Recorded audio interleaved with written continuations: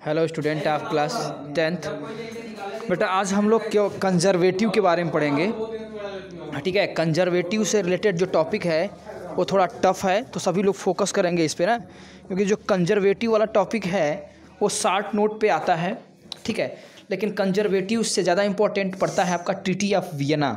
ठीक है, लेकिन सॉरी, ये कंजर्वेटिव नहीं है, aristocracy and the middle new class है। तो ये जो अरिस्टोक्रेट लोग थे इनके बारे में हम लोग समझेंगे। ओके, तो देखते हैं अरिस्टोक्रेट्स लोगों की क्या स्टोरी थी। तो अगर देखा जाए कि socially and politically landed aristocracy was the dominant class on the continent. ये किस कॉन्टिनेंट की बात हो रही है? यूरोपियन कॉन्टिनेंट की। कि जो यूरोपियन कॉन्टिनेंट है वो सामाजिक और राजनीतिक दोनों रूप से पूरे यूरोप पर डोमिनेटिव क्लास, मतलब सबसे प्रभावी जो जात थी वो अरिस्टोक्रेट लोगों की थी।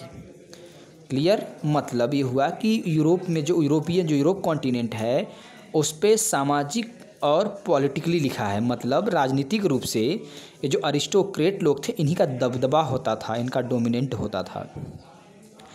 The member of this class were united by a common way of life that cut across regional division. अब देखिए, जो लोग दूर दूर थे, रीजन्स के आर पार होते थे, क्षेत्र के इधर उधर होते थे, वो लोग एक कॉमन वे ऑफ लाइफ से, एक सामान्य जनजीवन से एक दूसरे से जुड़े होते थे।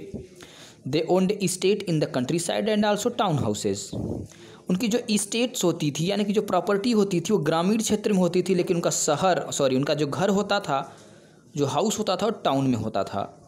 They spoke French for the purpose of diplomacy in high society.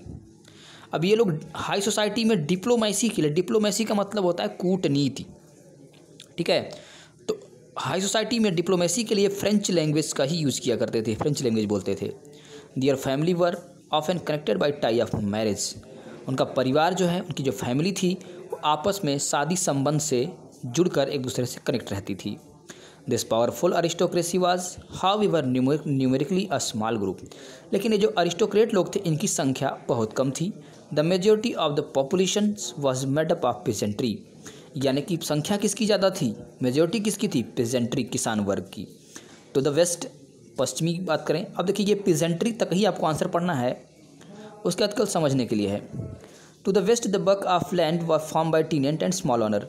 जो यूरोप का पश्चिमी भाग था वहाँ पे ज़मीनें जो होती थी वो टीनेंट्स और स्मॉल ऑनर, छोटे टीनेंट्स का मतलब किराएदार, जो ज़मीन किराए पर लेकर खेती करते हैं, और जो छोटे छोटे ज़मींदार थे उनकी खेती होती थी।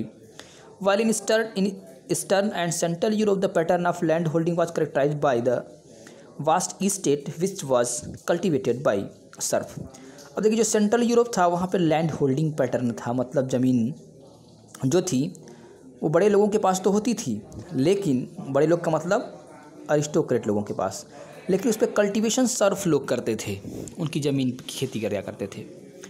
अब बात करते हैं in western and the part of central Europe the growth of industrial productions and trade meant the growth of town and the emergence of commercial classes whose existence was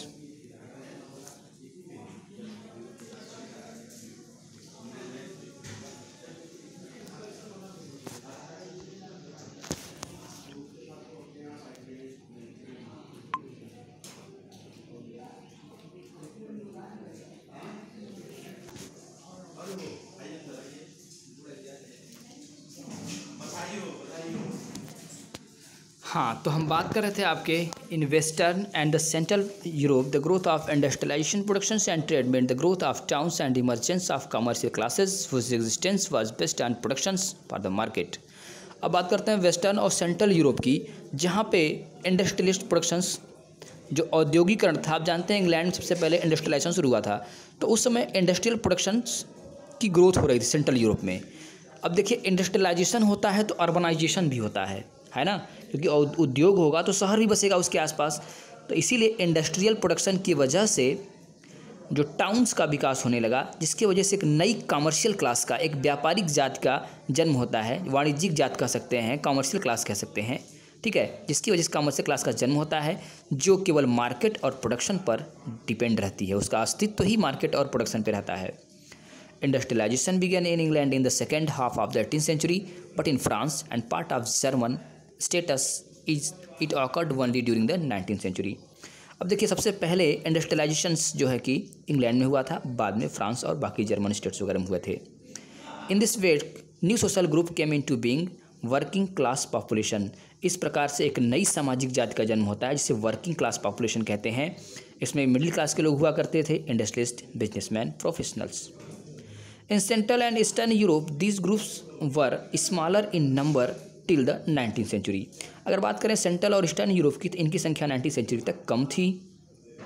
it was among the educated liberal middle classes that ideas of national unity following the abolition of aristocratic privileges gain popularity.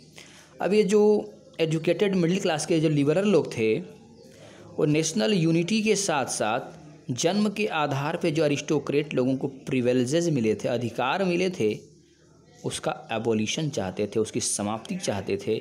यही idea popularise हुआ था, मतलब famous किया गया था। ठीक है बेटा, तो ऑनलाइन क्लास में आप एक दिन में एक ही टॉपिक पढ़ेंगे, अदरवाइज समझ में नहीं आएगा। तो देखिए, टोटल मिला के हमने बताया क्या कि ये जो अरिस्टोक्रेसी थे और मिडिल क्लास लोग थे, अरिस्टोक्रेट का मतलब ये था उस टाइम जो कुलीन वर्ग होता है, इसका मतलब, या अमीर जात के लोग कह सकते हैं आप। उस समय पूरे यूरोप में सोशली और पॉलिटिकल रूप से ये एक डोमिनेंट क्लास होती थी, मतलब प्रभावी जाति होती थी ये। ठीक है, ये अपने आसपास के क्षेत्रों को एक कॉमन वे ऑफ लाइफ से जुड़े होते थे। इनकी जो प्रॉपर्टी होती थी गाँव की तरह होती थी, कंट्री साइड में, और घर इनके टाउन में हुआ करते थे। ये लोग हाई सोसाइटी और डिप्लोमेसी के लिए फ्रेंच लैंग्वेज का इस्तेमाल करते थे। उनकी फैमिली आपस में शादी संबंध, मैरिज करके टाई होती थी, मतलब जुड़ी रहती थी। ये पावरफुल जो अरिस्टोक्रेसी लोग थे, इनकी संख्या कम थी, जबकि मेजॉरिटी पॉपुलेशन जो थी वो पीजेंट्री वर्ग की थी। ठीक है, उसके बाद हम लोग बात करते हैं वेस्टर्न और सेंट्रल पार्ट ऑफ यूरोप में इंडस्ट्रियलाइजेशन की ग्रोथ की वजह से अर्बनाइजेशन होता है, न्यू न्यू टाउन्स की ग्रोथ होते हैं, जिससे एक नई कमर्शियल क्लास का जन्म होता है, जिसका एग्जिस्टेंस, जिनका अस्तित्व केवल मार्केट और प्रोडक्शन पर बेस्ड होता है, आधारित होता है। जैसा कि हम लोग जानते हैं कि इंडस्ट्रियलाइजेशन पहले इंग्लैंड में हुआ था, बाद में बाकी यूरोपियन नेशंस में इंडस्ट्रियलाइजेशन स्टार्ट हो गया था।